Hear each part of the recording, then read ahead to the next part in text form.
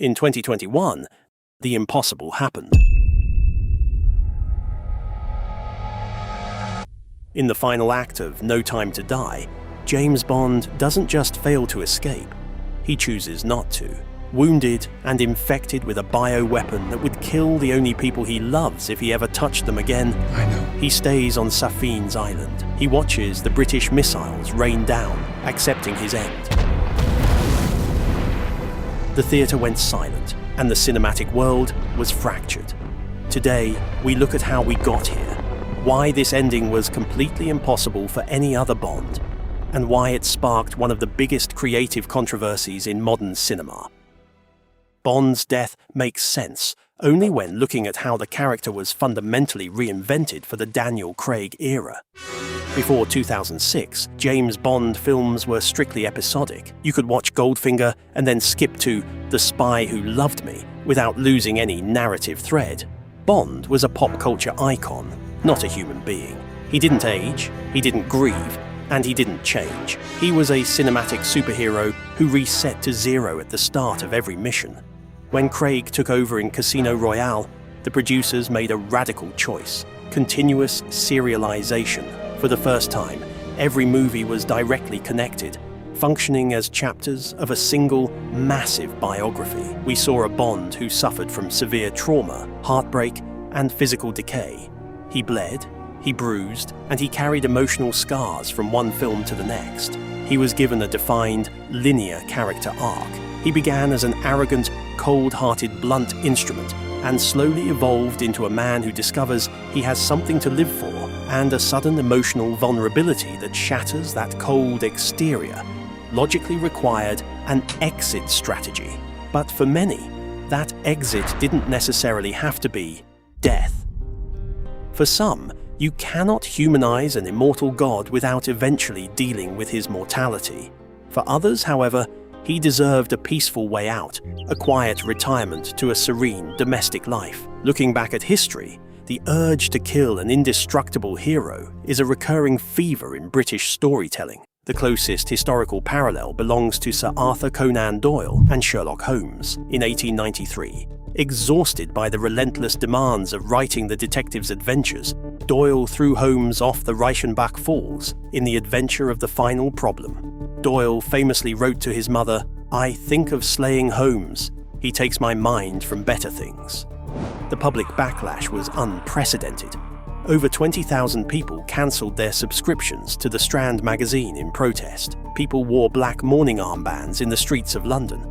The pressure was so immense that Doyle, much like an exhausted showrunner capitulating to fan culture, was forced to resurrect Holmes. Decades later, Ian Fleming, Bond's creator, faced the exact same psychological wall. He actually tried to get rid of his creation at the end of the 1957 novel From Russia with Love. In the final lines, Bond is stabbed with a poisoned blade by Rosa Klebb and collapses to the floor. Fleming wanted to move on to other writing, tired of the formula, but the public backlash and commercial pressure were so intense that he had to bring him back in the next book, Dr. No, explaining it away as a near-death experience. Later, in the novel You Only Live Twice, Fleming wrote a fake obituary for Bond, but it was just a setup for an amnesia plotline. Fleming realized Bond belonged to the global public. He couldn't just kill him on a whim. In classic cinema, killing Bond would have ruined the entire business model. From Sean Connery to Pierce Brosnan, Bond was a corporate asset disguised as a spy. If Roger Moore had died at the end of Moonraker, the escapist, fun fantasy of the franchise would have been shattered. The floating timeline format relied entirely on the promise that Bond would always return, ready for the next product placement and the next exotic location. He was an immortal symbol of British resilience and an icon of Western pop culture during the Cold War. You don't kill an asset that prints money. So, whose idea was it to finally break this rule? As it turns out, it wasn't a sudden studio mandate. It was a blood pact made almost 2 decades prior. Daniel Craig revealed that right after the massive success of Casino Royale in 2006, he sat down with longtime producer Barbara Broccoli in the back of a production car. Craig overwhelmed by the physical demands and the sudden global fame, asked her, "How many of these movies do I have to make?" She replied, 4. Craig then said, "Okay, can we kill him off at the end?" Barbara Broccoli didn't hesitate. She said, "Yes." For Craig, it was about narrative closure and personal liberation. He wanted to leave the franchise with nowhere left to go for his specific version of the character, ensuring a completely clean slate for whoever took the mantle next. However, behind the scenes, this radical creative choice may have been directly driven by a massive corporate shift looming on the horizon. MGM, the historic, financially troubled studio behind Bond, was in the middle of being acquired by Amazon for $8.45 billion, with the franchise transitioning into a new era under the Prime Video ecosystem. Killing off Craig's Bond wasn't just an artistic choice, it was a calculated line in the sand drawn by Eon Productions. It was a clear message to the tech giant. You can buy the company, but we still control the soul and the fate of the character. Director Cary Joji Fukunaga explained that they tried many different endings during pre-production, including Bond dying from a conventional bullet or blowing up in an anonymous hallway. But they felt it had to be an absolute choice. Bond couldn't just be outsmarted or defeated by a villain. His death had to be an act of supreme agency. He died to save the world, but specifically to save the woman and child he loved. It was the ultimate subversion of the character's historic, systemic selfishness.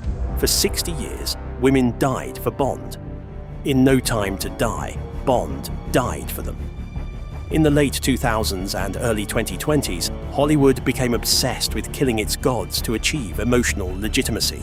When the missiles struck Safine's island, the reactions in theaters worldwide were fiercely divided, exposing a deep cultural rift. Many traditionalists and purists utterly loathed the decision. Critics and fans argued that James Bond is supposed to represent pure, unadulterated escapism, not existential tragedy. We go to a Bond film to escape the reality of death, not to be confronted by it. To some, killing 007 felt like a betrayal of Ian Fleming's core ethos, that Bond is an indestructible, anonymous force against global evil. Critics complained that turning Bond into a tragic father figure ruined the wish fulfillment aspect that made the franchise famous. He was no longer a cool, detached phantom. He was a domesticated, tragic hero. On the other side, many film critics praised the move as a bold, poetic masterstroke.